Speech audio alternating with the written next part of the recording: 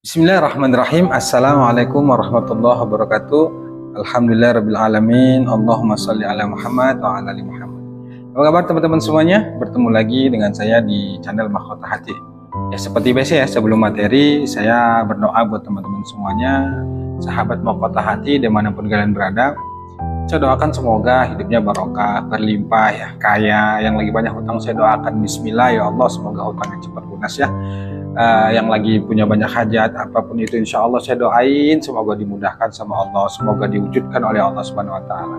Yang penting itu lagi-lagi saya sampaikan, terus berdoa, kita yakin, terus berikhtiar dan gak kenal putus asa ya. Karena insya Allah ketika kita istiqomah, yakin, terus meminta kepada Allah, insya Allah pasti dibuka jalannya sama Allah. Gak mungkin enggak, saya katakan gak mungkin enggak. Karena Allah itu maha mengabulkan, cuma kita harus sabar, kemudian baik sangka, kemudian gak putus asa dan yakin sama Allah. Jangan lupa bersyukur ya teman-teman semuanya, jangan lupa bersyukur di kondisi apapun, bagaimanapun keadaan kita. Yuk sama-sama kita untuk terus bersyukur di kondisi apapun. Kalau saat ini Anda lagi banyak hutang, gak apa-apa, ayo terus bersyukur. Karena bersyukur itu termasuk salah satu cara menjadi hidup kita berlimpah. Jadi ayo sama-sama bersyukur. Nah, caranya adalah sambil nonton video ini silakan tulis doa terbaik Anda di kolom komentar sebanyaknya. Apapun yang menjadi hajat Anda, keinginan Anda, tuliskan saja. Sudah, jangan pikirkan apa iya ya, dari mana, udah jangan, lakukan saja. Anggap saja itu sebagai scripting doa Anda. Scripting doa itu kan apa ya, manfaatnya itu sangat bagus ya.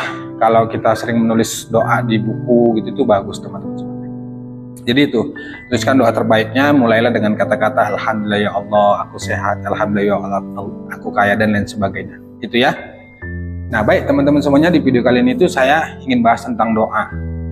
Doa ini banyak ditanyakan ke saya ya, buat teman-teman yang WA ke saya ini, mereka itu mengeluhkan tentang kapan sih doa saya itu terkabul, Pak, saya itu sudah melakukan semuanya, saya sudah tahajud, sudah sholawat, sudah melakukan riyadhah lah intinya, tapi kok saya merasa doa saya itu nggak terkabul. Kemudian seolah itu dia merasa Allah itu kok nggak dengerin, apa karena dosa terlalu banyak. Pokoknya berbagai pertanyaan dalam hati itu, sehingga akhirnya mereka itu bertanya-tanya itu kapan sih doaku dikabulkan sama Allah. Nah itu intinya pertanyaannya.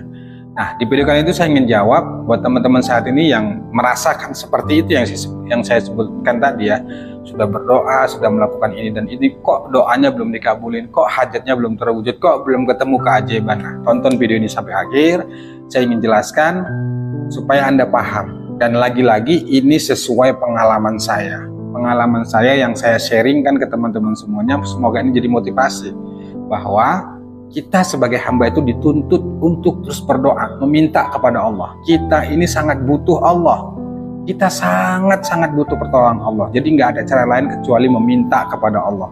Dunia ini milik Allah. Segalanya itu punya Allah. Kalau mau ingin hutang lunas, mintanya sama Allah. Kalau ingin solusinya ada sama Allah. Kalau ingin rezeki lancar, adanya rezeki itu sama Allah. Yang maha memberikan rezeki, yang maha segalanya. Maka dekati Allah, minta kepada Allah, berdoa kepada Allah. Tapi kenyataannya itu tadi seperti yang saya katakan, kok sudah berdoa, sudah mengamalkan ini dan itu kok belum terkabul. Nah ini jawabannya. Semoga bermanfaat. Yang baik ambil, yang tidak ya silakan buang aja ya. Ini sesuai pengalaman saya. Baik teman-teman semuanya, jadi gini, saya sampaikan begini ya, bahwa menurut saya inti dari doa yang kita sampaikan kepada Allah itu ada dua teman-teman semua. Ini pahami, ada dua. Pertama, setiap orang yang berdoa kepada Allah itu pasti dikabulkan sama Allah.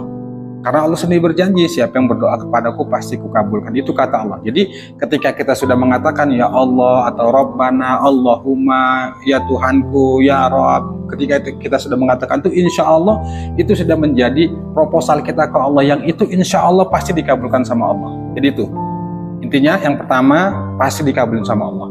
Yang kedua, pasti diganti yang lebih baik dari apa yang kita minta. Nah, kalau Anda saat ini mintanya yang sesuai dengan hajat Anda, belum tentu itu yang terbaik untuk Anda.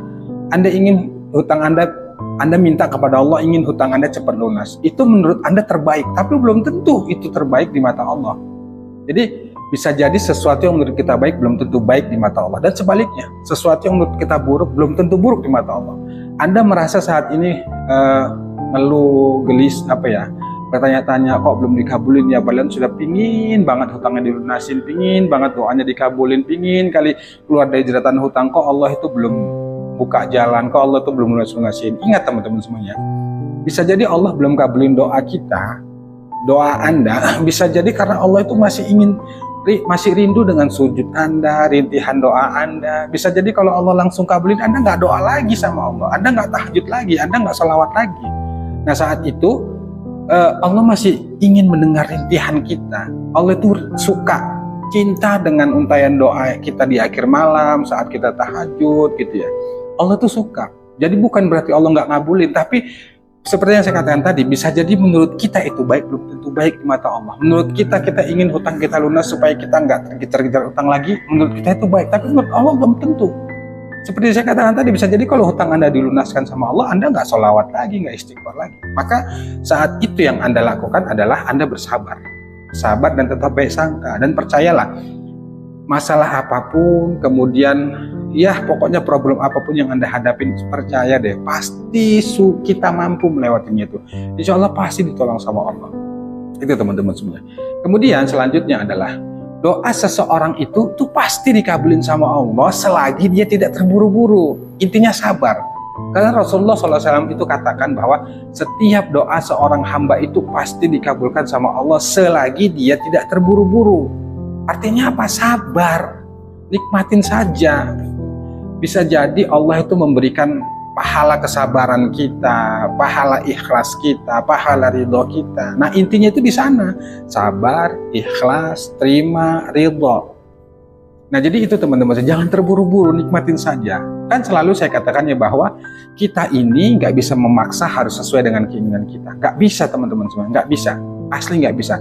Tugas kita itu hanya ikhtiar, berdoa, selebihnya itu urusan Allah. Dan fokus Anda jangan pada keajaiban, jangan pada pengabulan doa, jangan teman-temannya, jangan. Itu urusan Allah. Nah, tanda-tanda orang yang yakin sama Allah itu adalah dia tidak memikirkan kapan Allah mengabulkan, dari mana jalannya, apa iya, dia nggak pikirkan itu. Yang dia lakukan adalah dia berdoa kepada Allah, dia berbuat baik, dia melakukan ibadah dengan ikhlas, dengan ridho. Dan dia yakin bahwa nggak mungkin Allah itu bohong, nggak mungkin Allah itu nggak nepati janji. Allah pasti nepati janji, cuma kita harus sabar. Kapan waktunya, dari mana jalannya, terus berbagai hal yang kita tanya-tanya, sudah lepaskannya sama Allah. Itu Anda doa, ya Allah lunasin hutangku, sudah lepaskan sama Allah. Lepaskan kepada Allah Subhanahu Wa Taala. Insya Allah Allah akan buka jalan dengan caranya. Allah akan kabulkan doa kita itu dengan caranya. Nah sekarang bagaimana caranya agar doa kita itu cepat dikabulin Allah, kemudian kita itu hajat-hajat kita cepat dikabulin Allah, hutang-hutang kita itu cepat lunas. Pertama teman-teman semuanya, saat kan ada pada berdoa itu pertama memuji Allah, kemudian bersolawat kepada Rasulullah. Nah kemudian selanjutnya adalah saat Anda berdoa itu memintalah dengan cara penuh harap.